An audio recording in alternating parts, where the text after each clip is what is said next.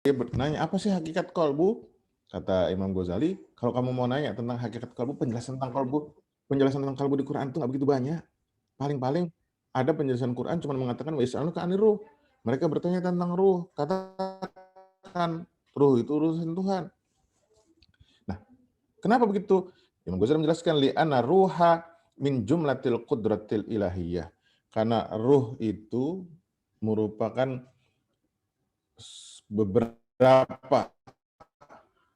beberapa hal yang menunjukkan tentang kekuasaan Tuhan. Jadi kalau bicara soal ruh, maka ruh itu menunjukkan kekuasaan Tuhan. Wa huwa min alamil amri, dan ruh itu berada pada alam al-amr.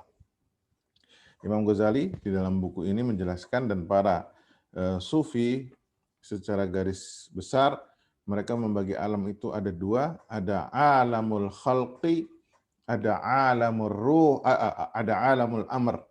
Ada alam yang tercipta, yaitu yang terbentang, yang kita lihat saat ini, yang ada di sekitar kita itu disebut dengan alam.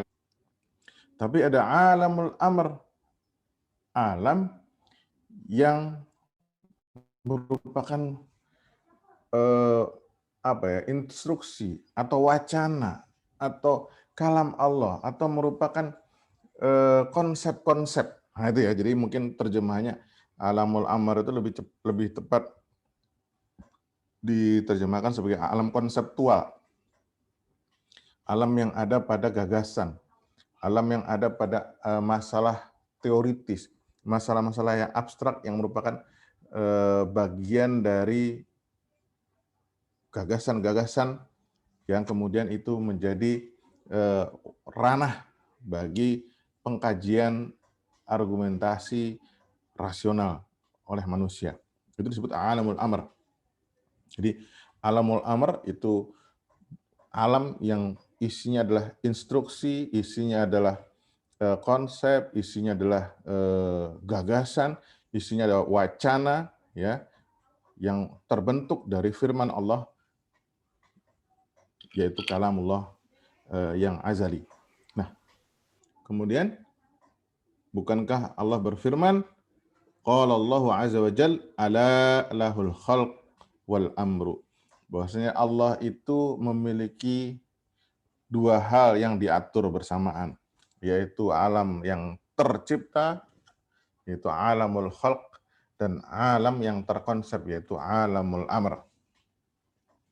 Fal insanu min alamil khalqi min janibin. Jadi manusia itu, kata Imam Ghazali, min alamil khalqi min janibin. Manusia itu dari alam tercipta pada satu sisi. Jadi kita di satu sisi adalah sesuatu yang tercipta. Wa min alamil amri min janibin. Tetapi di sisi yang lain, manusia juga punya bagian yang berasal dari alam al-amr. Alam yang sifatnya konseptual tadi, alam yang sifatnya abstrak tadi. Nah, apa sih yang membedakan antara alam yang tercipta dan alam yang terkonsep atau alam yang abstrak yang disebut dengan alamul amr? Nanti saya pakai istilah alamul khalqi dan alamul amr aja ya. Alamul khalqi gambarnya adalah yang tercipta, ya. Alamul amr itu yang diperintahkan, ada instruksinya, ada konsepnya dari Allah Subhanahu wa taala. Yang membedakan apa antara kedua alam tersebut? Imam Ghazali menjelaskan fa kullu syai'in yajuzu alaihi al-masahatu wal miqdaru wal kaifiyatu fa huwa min alamil khalqi. Ya, kita ulang. Fa kullu syai'in yajuzu alaihi al-masahatu wal miqdaru wal kaifiyatu fa huwa min alamil khalqi.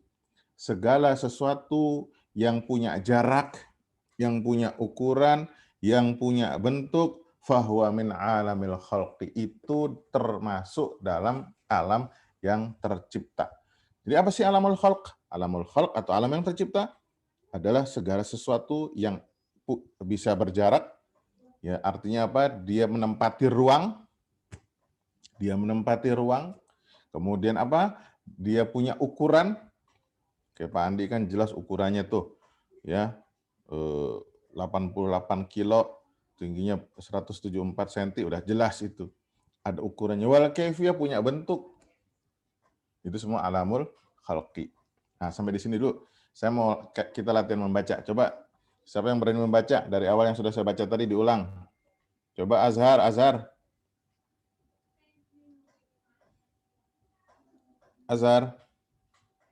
Wah, pingsan dia. Siapa yang mau membaca apa yang sudah saya baca tadi? Sekedar mengulang, biar paham.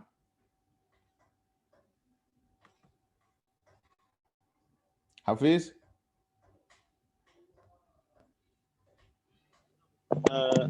Baca dari Hakikatul Qalbi ya, Pak? Hakikatul. Iya, betul. Sampai yang mana tadi itu? Sampai yang selesai saya baca tadi. Oke, bentar, Pak. Baik, bismillah. Ma Hakikatul Qalbi. Amma su'laka. Su'aluka. Amma su'aluka. Ma Hakikatul Qalbi. Falam yaji'u. Falam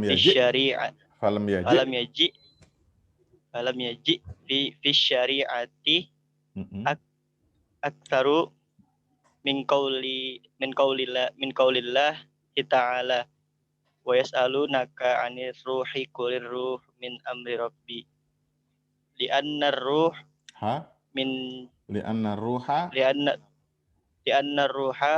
jumlatil kudratil ilahiyah wa huwa min alamil amr. Qala Allahu azza wa jal ala lahul khalqu wal amru.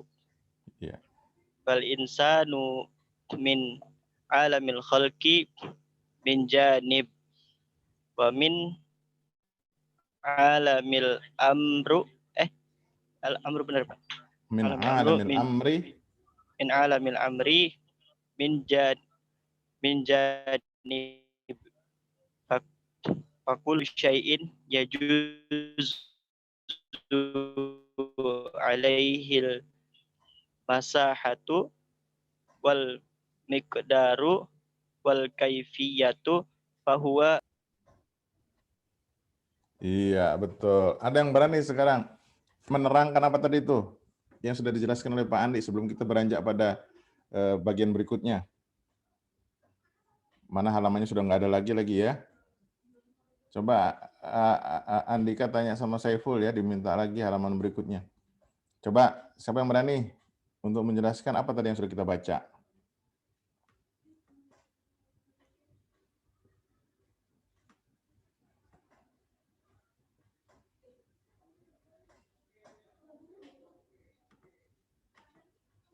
Mungkin, nah itu ada Devi. Ayo, Dep. Iya, Bapak. Maaf, Pak, tadi ya, telat, coba. Jadi nggak dengar dari awal. Yang didengar apa tadi? Cuma yang terakhir tadi yang alamul khalqi, yang segala sesuatu yang dapat diukur. Ya, coba nggak apa-apa. Apa tuh yang dimaksud dengan alamul khalqi? Ya, Bismillahirrahmanirrahim. Tadi dari penjelasan Pak Andi yang saya tangkap pada alamul khalqi adalah segala sesuatu yang dapat diukur, punya jarak dan berbentuk, yakni segala sesuatu yang tercipta di muka bumi ini. Ya, hanya di muka bumi, bisa juga di luar bumi juga kalau tercipta yang ada ukurannya, kemudian ada jaraknya, ada ruangnya, ya ada bentuknya, itu pasti termasuk alamul khalqi. Misalnya saya tanya jin itu ada di muka bumi enggak? Ada nggak jin? Ada, Pak. Ada. Ya, ada. Nah, tetapi dia alamul khalqi atau alamul amr? Walaupun dia tidak terlihat oleh kita, tapi sesungguhnya jin itu adalah alamul khalqi. Ya, kenapa? Karena dia juga menempati ruang, mereka punya ukuran, mereka juga punya bentuk. Ya, Nah, kemudian wa qabilal qismata. Ini ada yang kurang nih ya. Wa qabilal qismata lakana min al atau waladhi qabilal qismata lakana min alamil khalqi.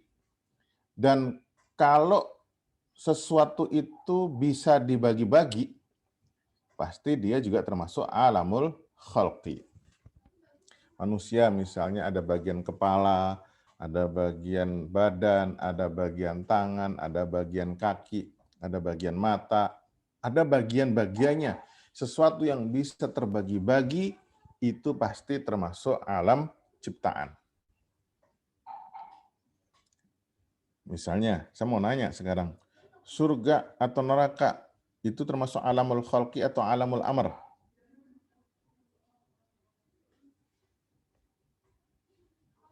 Apa jawabannya?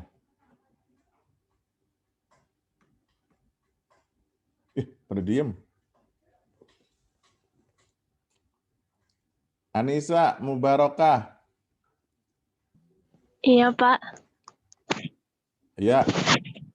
Surga termasuk alam apa? Alam apa nggak tahu, Bapak, saya baru masuk. Tadi udah dari tadi kamu dengerin, masa baru masuk? Enggak, benar, dah baru masuk. Tadi kan saya baru ngomong tuh, yang bisa terbagi-bagi termasuk alam Khalqi. Ah, berarti surga?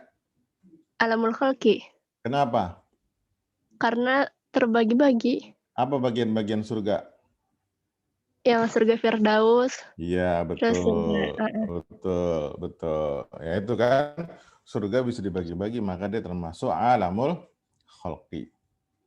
Nah, wa kana min janibil jahli jahilan wa min janibil ilmi aliman wa kullu syai'in yakunu fihi mana tadi? Wa kullu syai'in yakunu fihi ilmun wa jahlun fa huwa muhal. Jadi kalau ada orang bodoh, ada sesuatu yang bodoh, ya juga ada sesuatu yang bodoh. Atau orang sendiri, misalnya kita ini kan nggak semuanya pintar. Ya, misalnya ada yang pintar bahasa Arab, bahasa Inggrisnya bletok-bletok, ya kan? Ada yang pintar matematika, seninya nggak bisa. Jadi semua manusia itu pasti ada kelebihan, ada kekurangan. Semua ciptaan Allah pun demikian. Ada yang kadar di satu aspek tinggi, ada kadar pada aspek yang lain. Bumi hadir untuk saling mengisi. Ya, enggak boleh kemudian ada orang yang merasa semuanya maksimal. Ya, kemudian merendahkan yang lain karena dia menganggap dirinya memiliki segalanya. Oh enggak. Ya, kata Imam Ghazali turunin lagi. Dika. Wa kullu syai'in yakunu fihi ilmun wa jahlun fahuwa muhal. Jadi kalau ada gabungan antara ilmu dengan kebodohan itu mustahil. Pasti ada bagian-bagiannya. Jadi enggak ada tuh perpaduan antara ilmu dengan kebodohan menjadi satu, enggak. Tapi ilmu dan kebodohan itu ada tempatnya masing-masing, termasuk di dalam diri kita. Tidak berarti kemudian kita nih gabungan antara bodoh dengan pintar, oh enggak. Tadi saya katakan pada aspek tertentu kita pintar, pada aspek yang lain kita bodoh. Ini bukan berarti di dalam diri kita berpadu antara al-ilm, pengetahuan, dan kebodohan. Karena itu muhal, itu tidak mungkin. Sesuatu yang mix antara ilm dengan jahal itu muhal, kata Imam Ghazali. Wa fi ma'nan akhara huwa min alamil amri. Maka dengan makna yang lain dapat dikatakan bahwa sesungguhnya ruh itu min alamil amr, termasuk alam perintah atau alam konsep, alam gagasan, alam wacana, ya, alam yang abstrak. Kenapa? Li'anna alamal amri ibaratun an syai'in minal asya'i la yakuna lil masahati wat taqdiri tariqun ilaihi. Yang namanya alamul amr, alam amr itu adalah manakala dia tidak bisa tidak terikat dengan ruang, tidak terikat dengan ukuran. Sesuatu yang tidak terikat dengan ruang, tidak terikat dengan jarak, tidak terikat dengan ukuran, itulah alam amr. Nah, saya mau nanya, ruh kita itu terikat ruang dan waktu tidak? Tidak. Terikat, Pak. Ruh itu punya ukuran. Ruh itu punya apa istilahnya, punya deskripsi, ada yang cantik, ada yang ganteng, ada yang jelek, ada yang gemuk, ada yang kurus. Ada nggak ruh seperti itu? Tidak. Oh, enggak. Ruh tidak mengenal ukuran. Ruh tidak mengenal kapasitas. Ruh tidak mengenal size. Ruh tidak mengenal ruang. Itulah sebabnya saya selalu bercerita kan, kalau kita ini orang baik, ruhnya mungkin bisa bergaul dengan orang-orang yang soleh, orang-orang baik yang sudah meninggal dunia.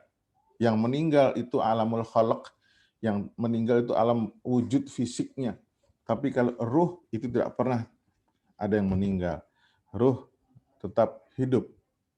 Nanti ruh itu akan kembali kepada Allah Subhanahu wa Ta'ala pada saat hari kiamat nanti. Ketika semua hari keputusan sudah final, baru mereka semua kembali. Nah, jadi kok kemudian ada orang yang bisa bertemu dengan orang-orang yang soleh, ya? Kok kemudian orang bisa bertemu dengan Rasulullah? Kok kemudian terjadi peristiwa bukan indigo ya? Ini apa? Dejavu, ya? Apa sih dejavu itu? Dejavu kayaknya kita pernah ngalamin itu. Nah, itu karena apa? Karena ruh kita tidak pernah terikat ruang, dia bisa kembali ke masa lalu, dia bisa maju ke tempat yang berbeda. Kenapa? Dia tidak terikat ruang dan waktu. Tapi memang ruh untuk melihat masa depan dia masih punya hambatan. Nah, jadi kata Imam Ghazali, ruh itu atau kalbu itu termasuk dalam alam al-amr, ya, dan dia tidak terikat oleh jarak, oleh ruang, dan tidak terikat oleh ukuran. Waqad dhanna ba'dhuhum anna ruha qadimun. Nah, beberapa orang menyangka bahwa ruh itu qadim, ruh itu azali, ruh itu ada bersamaan dengan keberadaan Allah. Ini paham yang salah. Kenapa? Karena dia menganggap ruh itu bagian dari Allah. Ya, waqad dhanna ba'dhuhum anna ruh qadim, bahwa ruh itu qadim bersamaan dengan adanya Allah. Artinya kan Allah itu tidak punya permulaan dan tidak punya akhir. Itu yang disebut dengan qadim, ya, tidak punya permulaan dan tidak punya akhir.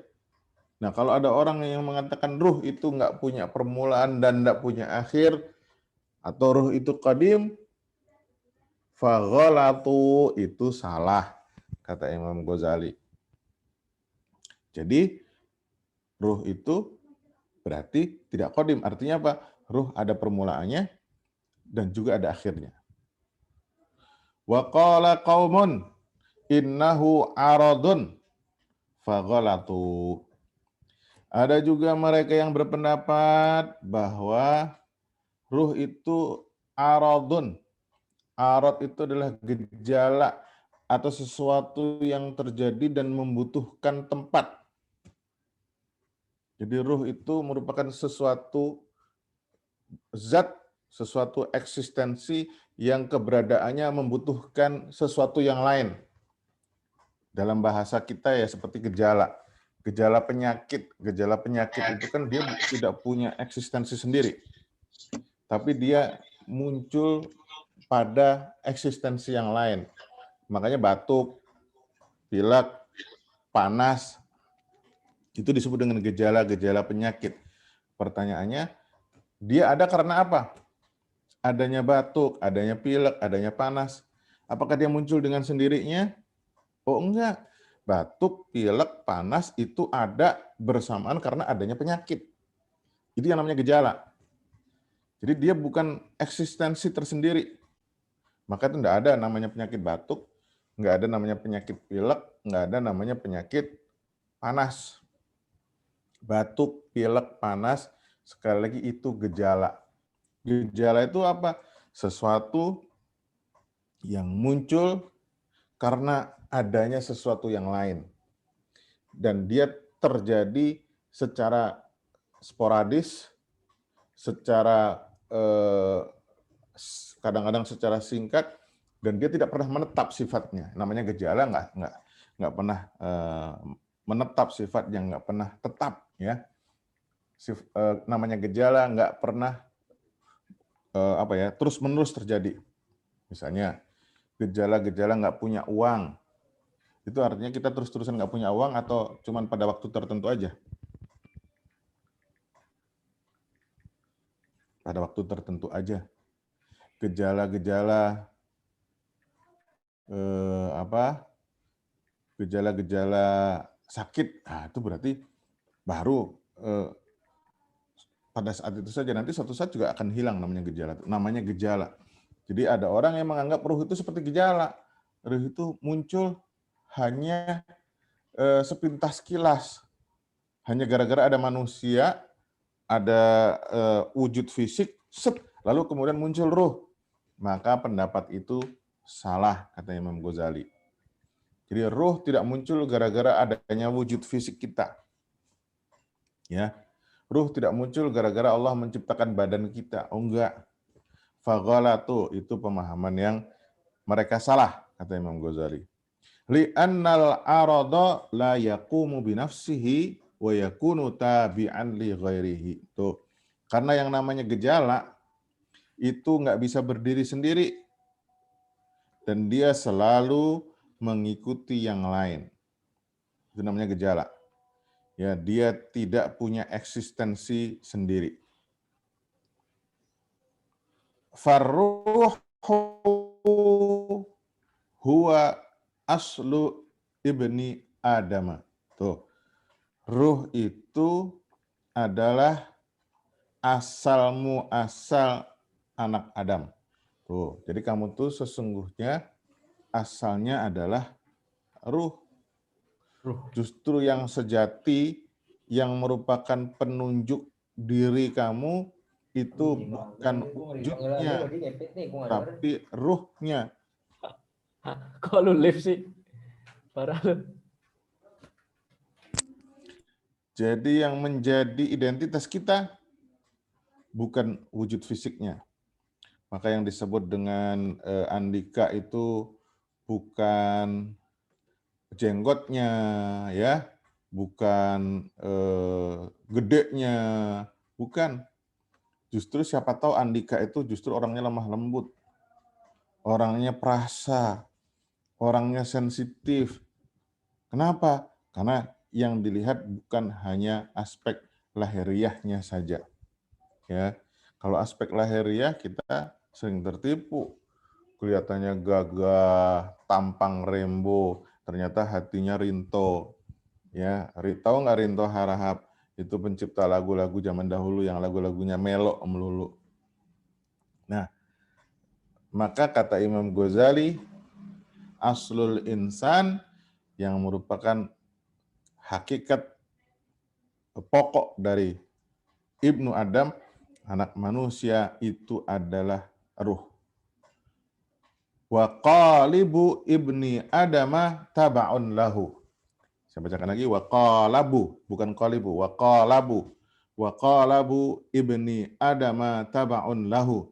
Adapun wujud lahiriah, itu qalab, yang ada pada anak Adam, yang ada pada diri manusia, taba'un lahu, itu hanya ngikutin ruh. Justru yang utama itu ruhnya. Makanya kita nih, ya teman-teman, anak-anak cewek tuh jangan mudah tertipu dengan wujud fisiknya ya. Yang harus dilihat tuh ruhnya. Ruhnya bener enggak? Ganteng beneran enggak? Cakep beneran enggak? Ya, saya khawatir tampangnya, fisiknya ganteng, fisiknya keren. Ternyata ruhnya bokek, ruhnya ampun-ampunan jelek. Kalau seperti itu halnya, maka substansi dari manusia itu, ya. Jadi kolab yang namanya kolab wujud lahiriah itu hanya sebenarnya ngikutin ruh aja, nggak utama, ya. Maka ini kan nggak abadi, tapi ruh kita itu yang lebih abadi, lebih lama dibandingkan jasad kita. Fakaifa yakunu aradan, kalau ruh itu adalah justru asalnya manusia, sementara wujud lahiriah ini hanya sekedar ngikutin ruh, bagaimana kok dikatakan ruh itu sebagai gejala? Kebalik dong. Justru fisik ini, kalau menurut Imam Ghazali logikanya, fisik ini muncul gara-gara ada ruh. Tapi kalau nggak ada ruh, nggak ada fisik. Maka kalau mau dibilang yang gejala sesungguhnya adalah fisik, bukan ruhnya, kata Imam Ghazali. Wa qala qaumun, ada juga beberapa orang yang pendapat innahu jismun faghalatu.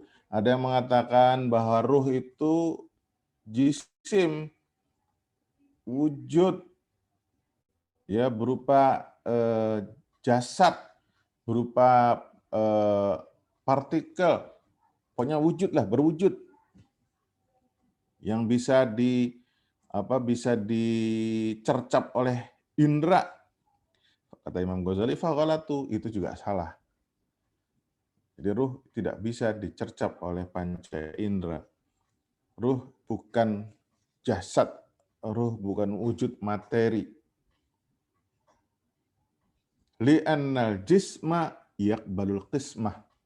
Karena kalau dia wujud materi, dia berupa fisik, berupa badan, maka badan ini bisa dibagi-bagi. Dia bisa terbagi-bagi. Seperti badan kita nih, ada bagian atas, ada bagian bawah, ada bagian kanan, ada bagian kiri, ya. Ada yang gede, ada yang kecil. Itu kalau dia berwujud raga atau jasad. Tapi ruh tidak demikian. Nah, jadi teman-teman, ruh itu nggak punya bagian-bagian. Jadi nggak ada tuh matanya ruh, nggak ada tuh kakinya ruh, nggak ada itu tangannya ruh. Ruh adalah sesuatu yang tidak terbagi-bagi, karena dia bukan jasad, dia bukan jism. Farruhu alladhi samainahu qalban, ruh yang kita sebut dengan qalbu itu, wa huwa mahalu ma'rifatillahi ta'ala, laisa bijismin. Ruh yang sering disebut oleh kami sebagai qalbu, jadi qalbu itu bahasa lainnya juga ruh, ya. Jadi jangan sampai kita kemudian terjebak, ada yang mengatakan qalbu itu seperti yang ada di sini nih, yang ada di dada sebelah kiri. Itu mah jantung, itu bukan qalbu. Qalbu bukan wujud fisik. Qalbu wujud rohani. Nah, itulah ruh. Dan dia bukan wujud fisik, dan qalbu atau ruh tersebut itu merupakan mahallu ma'rifatillahi ta'ala. Itu merupakan tempat untuk mengenal Allah Subhanahu wa ta'ala. Mengenal Allah bukan di otak. Otak yang ada di kepala ini itu tidak punya fungsi apa-apa. Dia hanya sekedar menjalankan regulasi-regulasi yang sudah ditetapkan oleh qalbu, yang sudah ditetapkan oleh ruh. Dia hanya sekedar apa istilahnya, seperti di pabrik itu dia hanya sedang mengantarkan rangsangan, kemudian menjawab rangsangan dan seterusnya. Itu fungsinya otak, dia hanya sekedar itu.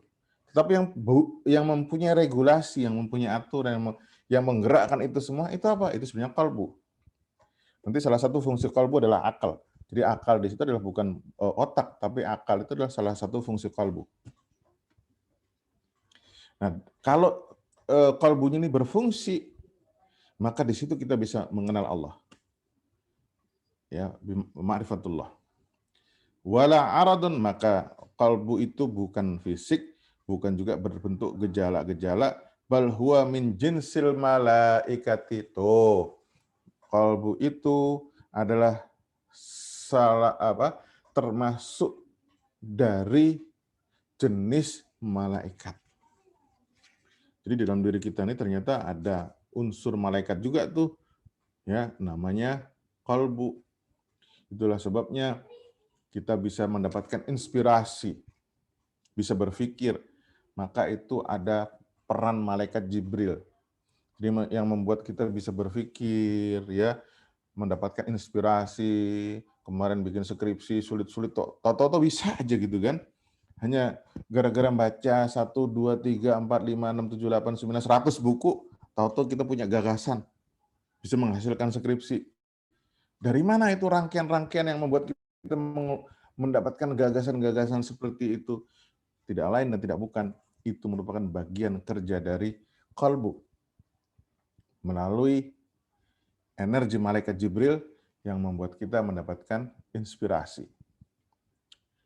Nanti juga yang lain-lain itu fungsi-fungsi kerja qalbu itu seperti kerja malaikat yang membuat kita bisa beraktivitas, kita bisa mempunyai kehendak, kita bisa mempunyai sikap, kita bisa mempunyai pilihan. Dari mana itu?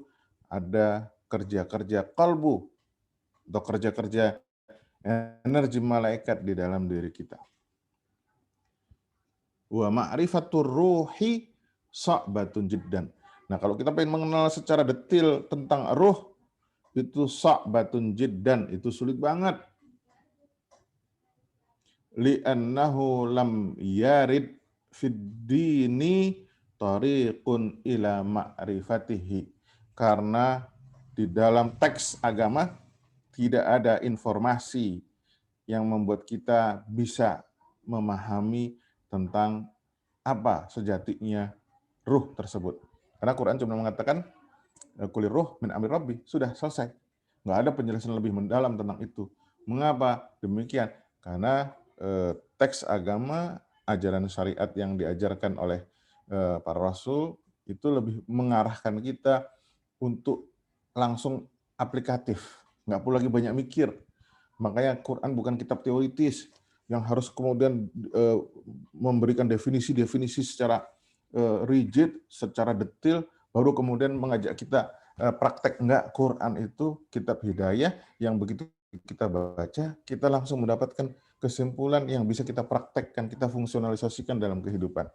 Maka itu Al-Quran merasa tidak perlu untuk menjelaskan hakikat ruh secara teoritis, ya, karena itu kadang-kadang tidak punya implikasi secara amaliyah, secara praktis bagi orang-orang awam. Tapi bagi orang-orang yang mau mempelajarinya, bagi orang-orang yang mempunyai kecerdasan lebih, bagi orang-orang yang justru dengan mendalami ruh, dia makin merasakan kedekatan dengan Allah, maka para ulama sepakat tidak ada halangan, tidak ada larangan bagi mereka untuk menggali dengan ijtihadnya, dengan kemampuan mereka untuk menjelaskan apa itu hakikat qalbu, apa itu hakikat ruh.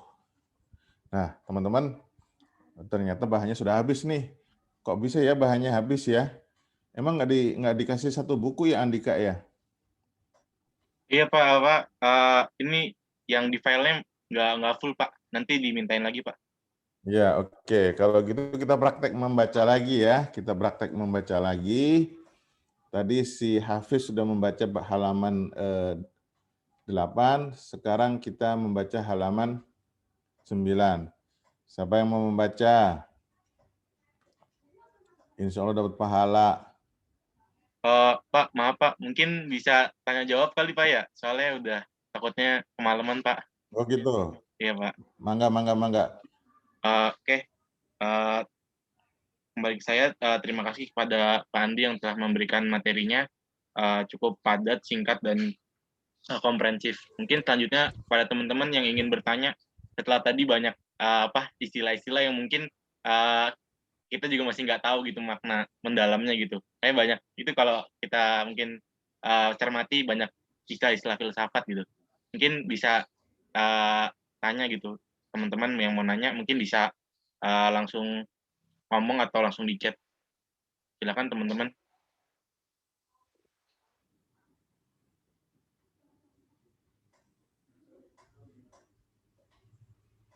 Ada yang mau nanya teman-teman? Nggak apa-apa.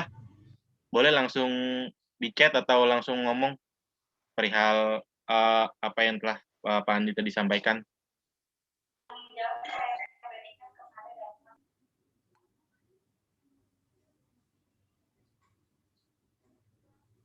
Bapak izin bertanya, Pak.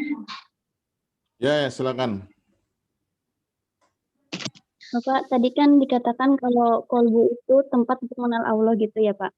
Dimana kalau misalkan kolbunya kita berfungsi, maka kita bisa mengenal Allah.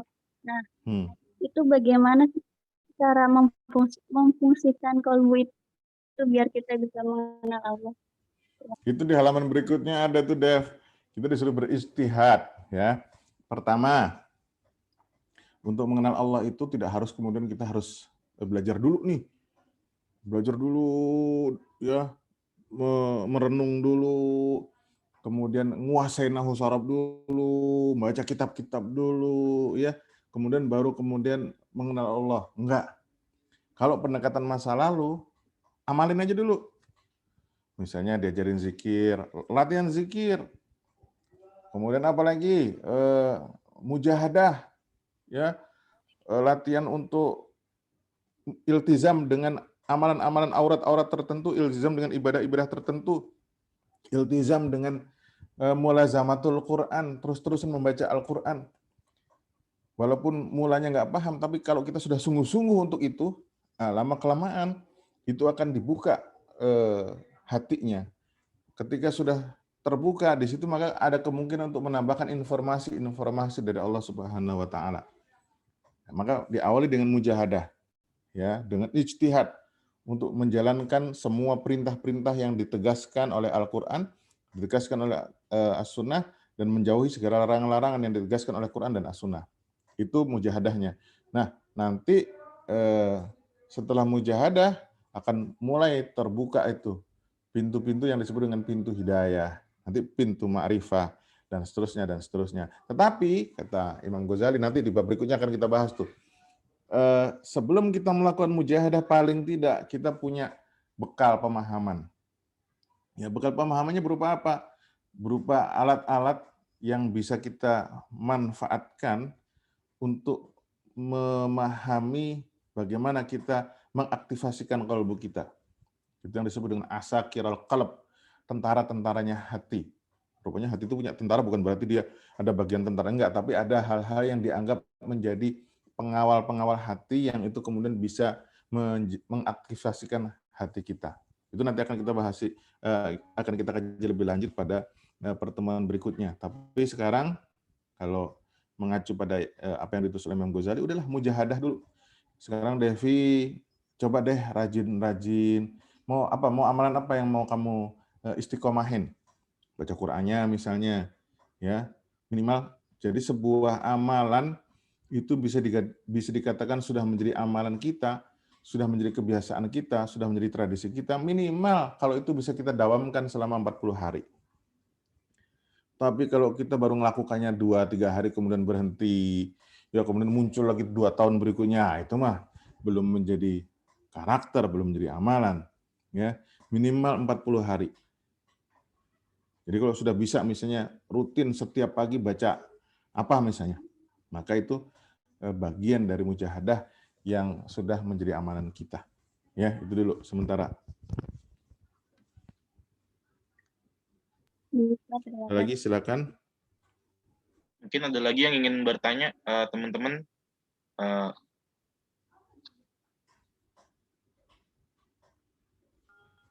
Bapak izin bertanya. Mangga, Pis. Iya, Pak. Ini soal yang perihal apa namanya, ruh ya, Pak, yang masuknya ke dalam alamul amr.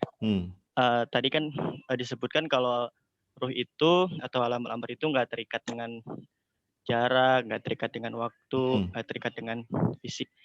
Nah itu pertanyaannya, bagaimana Pak kalau misalnya ada seorang yang misalnya nih dia buruk lah gitu, ahlul maksiat gitu. Apakah hal itu juga nantinya mempengaruhi ruhnya gitu Pak? Atau ruhnya tetap seperti biasa gitu seperti awal sedia kala gitu. Mungkin itu Pak. Terima kasih. Nanti teman-teman sekalian, ada kolaborasi antara ruh dengan jasad, itu yang kemudian melahirkan nafs ya, atau jiwa. Nah, itu jiwa itu juga dia bukan wujud fisik tuh. Ya. Dia bukan wujud fisik, tetapi dia bukan berasal dari alamul amr. Ya. Dia sudah masuk pada alamul khalq, ya, karena dia punya ruang, punya waktu, ya, dia bisa meninggalkan gitu, kemudian dia bisa dibagi-bagi, dan dialah nanti yang akan dimintain pertanggungjawaban ketika kita meninggal dunia ini. Nah, nafs ini itu merupakan perpaduan hasil tarik ulur antara aspek ragawi, jasad, dengan aspek rohani. Nanti kemudian kan ada 3 tipologi nafs, ada 3 tipologi jiwa. Yang pertama an-nafsul ammaratu bisu, jiwa yang sudah rusak. Karena jiwa ini kemudian hanya kerjaannya berbuat kemungkaran, kemaksiatan dan seterusnya.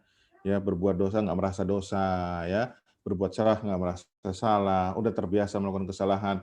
Nah, itu ingat, itu jiwa yang sudah rusak, itu yang disebut an-nafsul ammarah bisu. Nanti ada jiwa 50-50 yang kayak kita ini yang disebut dengan an-nafsul lawwamah. Kalau berbuat salah nyesel astagfirullahaladzim, tapi besok melakukan dosa lagi astagfirullahaladzim lagi, dan seterusnya itu an-nafsul lawwamah. Nah, tapi ada jiwa yang memang udah benar-benar mampu mengontrol dorongan-dorongan fisik dan hanya dimonopoli oleh kekuatan ruh. Itu yang disebut dengan an-nafsul mutmainnah.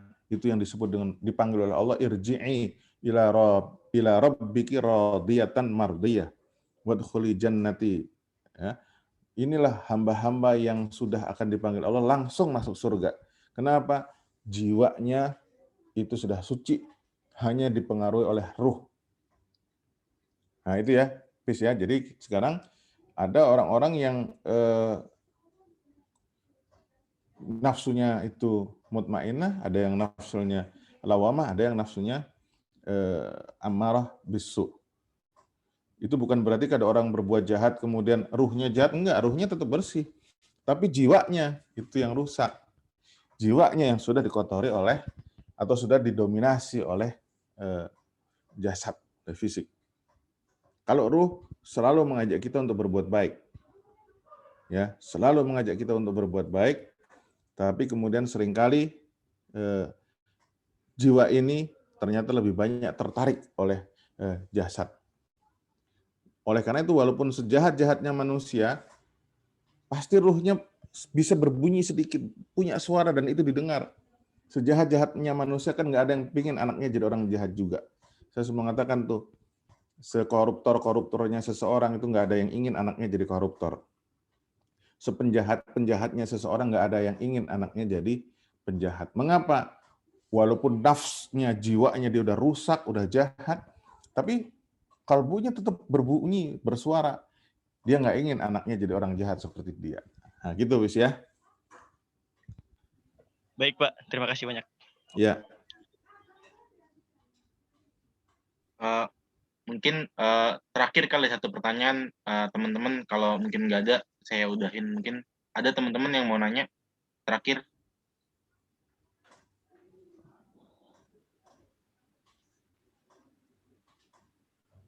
Ada?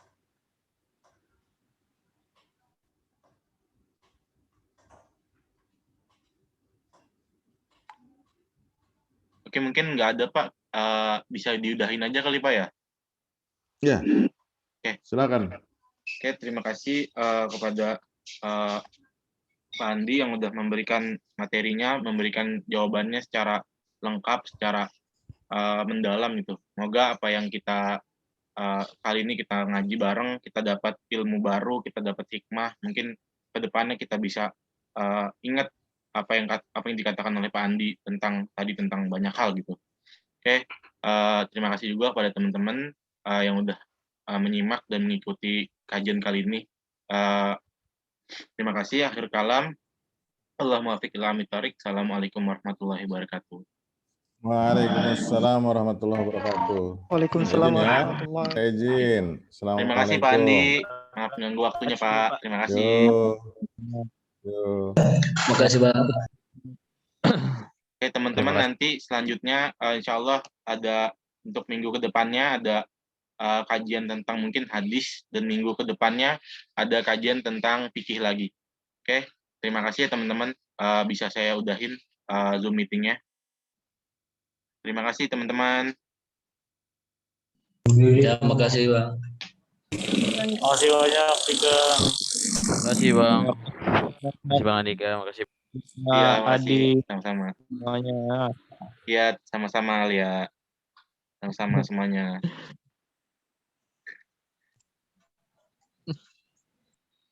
Oke, diudahin ya, teman-teman.